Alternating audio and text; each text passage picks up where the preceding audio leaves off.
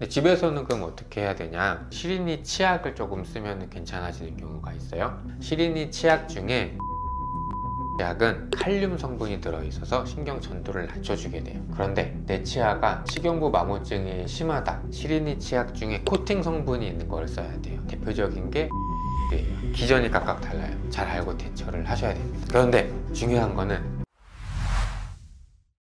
안녕하세요, 바른치과의사 백승우입니다. 오늘은 시린이에 대해서 한번 이야기를 나눠보려고 하는데요. 치과에 오시는 많은 환자분들이 양치질 할 때 시렵다, 아니면은 할 때 시렵다, 찬물 마실 때 시렵다, 여러 가지 이유로 시렵다고 말씀하시는 분들이 굉장히 많은데, 시린이의 원인에 대해서 몇 가지 알아보고 또 어떻게 치료하는지 같이 살펴보도록 하겠습니다.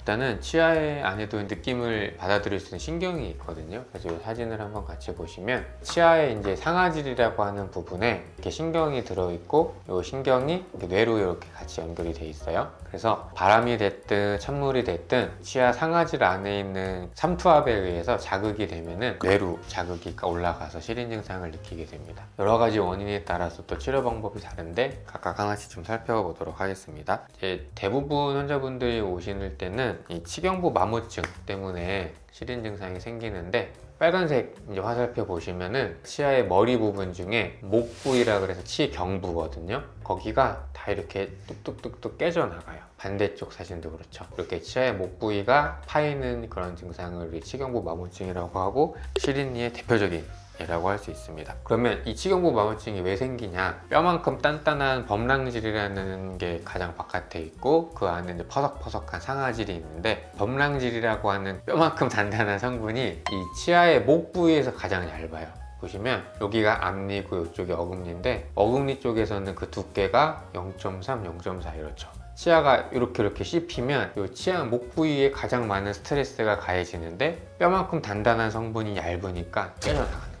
그래서 치경부 마모증의 원인 중에 하나는 치아 목 부위가 뼈만큼 단단한 성분이 얇다, 게 하나의 주된 원인입니다. 또 하나는 치아를 좀 밝게 하고 싶다 하셔서 내원하신 환자분인데, 이 미백 치료는 치아에다가 미세하게 눈에 안 보이는 구멍을 만들어서 색소 같은 걸 빼는 과정이거든요. 그래서 이렇게 미백 치료 후에도 시린 증상이 나타나시는 분들이 종종 있어요. 또 하나는 이게 조금 이제 문제가 될 수 있는 부분, 문제가 되기보다는 환자분들이 많이 고생할 수 있는데, 이 환자분은 이제 다른 치과에서 요 왼쪽 아래 어금니 인레이 치료를 하셨어요. 그런데 자꾸 시리다고 하세요. 물 마실 때, 씹을 때. 그래서 이 환자분의 입안 사진을 보면은 여기거든요.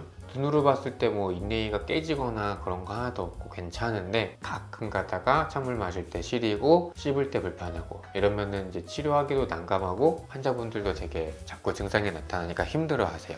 다시 정리를 해보면, 시린이 원인은 대부분은 치경부 마모증, 그 다음에 간혹 가다가 미백 치료 후에 시린 증상을 호소하시는 분들이 있고, 마지막은 치과 치료 후에 시린 증상이 나타나는 경우가 있습니다. 무조건 더 시려워요. 시린이는 방치하면 안 되는데, 이 환자분 한번 사진 같이 볼게요. 치경부 마모증이 엄청 심하죠? 보시면 여기가 치아 안에 들어있는 신경이 지나가는 길인데, 치경부 마모증이 심해서 부러지다 못해 신경이 다 노출된 정도예요. 그런데 이런 아저씨들의 특징이 뭐냐면 치료를 하고 싶지 않아요.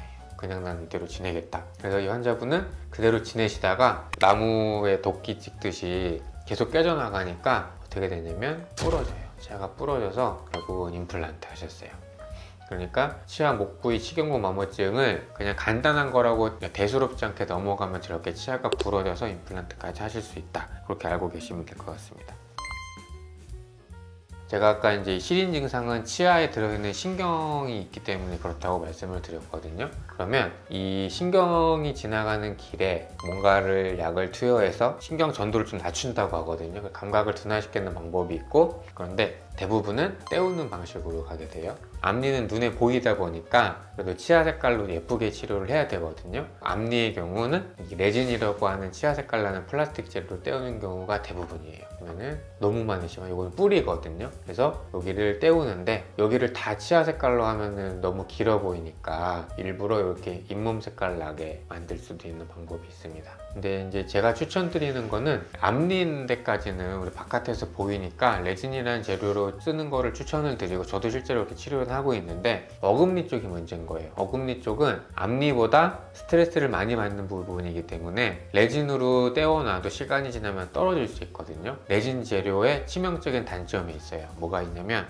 이게 이제 치아에 붙일 때 한번 떨어지면 치아를 갈아낼 수밖에 없어요. 조금 더. 이 환자분은 요거 레진으로 떼우셨거든요. 요거 떨어졌으면 치아를 조금 더 갈아서 이제 다시 레진으로 붙여야 돼요. 나는 이가 시려서 떼웠는데 떨어지는데 치아를 또 갈아.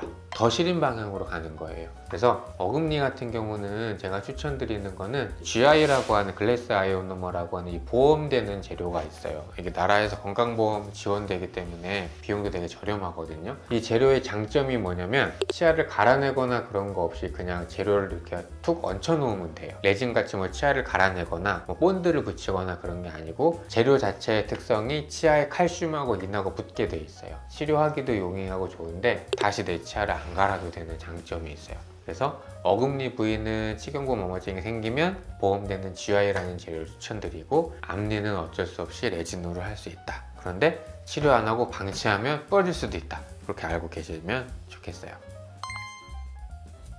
아까 이제 그 상아질 지각과민증을 치료하는 여러 가지 방법 중에 치아에 뭔가 이렇게 바를 수 있는 재료가 있거든요. 신경이 지나갈 수 있는 곳에 뭔가 응고되게 해서 자극이 전달되지 않게 할 수 있는 방법이 있는데, 이거는 이런 치과에서 쓰는 특수한 재료를 이용해서 해야 되기 때문에 집에서 하기는 어렵고요. 또 아까 이 사진을 보면 감각을 둔화시키는 방법이 있어요. 이거는 신경에다가 전기 자극을 줘서 신경을 약간 둔하게 만드는 거거든요.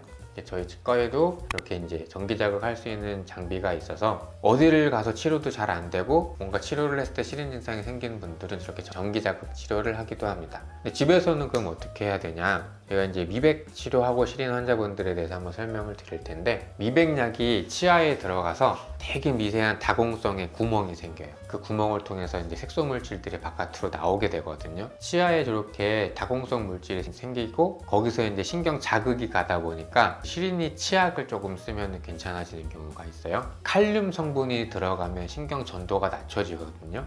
그래서 시린이 치약 중에 센소다인이라는 치약은 칼륨 성분이 들어있어서 신경 전도를 낮춰주게 돼요. 그런데 내 치아가 이렇게 치경부 마모증이 심하다. 집에서 센소다인 쓴다고 나아질까요? 나아지지 않아요. 왜냐면 이거는 신경 문제가 아니라 치아가 깨져나갔기 때문에 깨져나간 데를 뭔가를 메워줘야 되거든요. 그럼 집에서 뭐를 할 수 있냐? 시린이 치약 중에 코팅 성분이 있는 걸 써야 돼요. 대표적인 게 시린메드예요. 시린메드는 코팅 성분이 있기 때문에 치경부 마모증이 있는 환자분들의 경우에 거기를 약간 코팅을 시켜서 자극을 덜 가게 하는 거고, 센소다인은 안에 들어있는 칼륨 성분이 신경 전도를 낮추는 거기 때문에 미백같이 치아에 뭔가 구멍이 생겨서 그 안으로 이온이 들어가서 신경 전도를 낮출 수 있는, 기전이 각각 달라요. 그래서 잘 알고 대처를 하셔야 됩니다. 그런데 중요한 거는 이 환자분들 보면 특징이 이가 다 이렇게 마모가 돼 있거든요. 여쭤보면 딱딱한 거 좋아하고 질긴 거 좋아하고 그래요. 그러니까 치경부 마모증은 결국 딱딱한 거 씹고 양치질 옆으로 세게 하고 이러면 거기가 깨져나갈 수밖에 없어요. 그러니까 치경부 마모증이 생기기 전에 예방하는 방법은 딱딱하고 질긴 음식을 줄이고,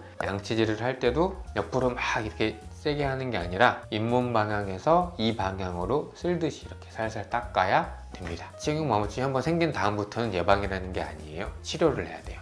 또 하나 알고 계시면 좋은 게, 대부분 충치가 있으면 시린이가 시린 증상이 생긴다고 할 수 있거든요. 그런데 정말 역설적으로 충치가 생겨도 증상은 없어요. 왜냐? 충치가 정말 깊어져서 신경에 닿을 때까지는 절대로 증상이 없는 게 충치예요. 교과서에도 있는 말이에요.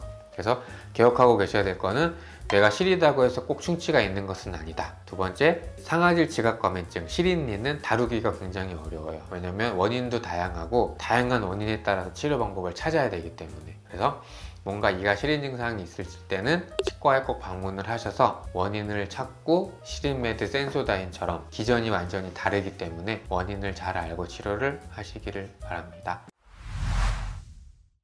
시린이가 있을 때 뭔가 적절한 치료 방법을 제시해주는 치과가 좋은 치과인 것 같고, 시려서 가는데 갑자기 내뜸 신경치료하세요, 크라운 치료하세요, 그러면은 한 번 더 생각을 해보시는 게 좋을 것 같습니다.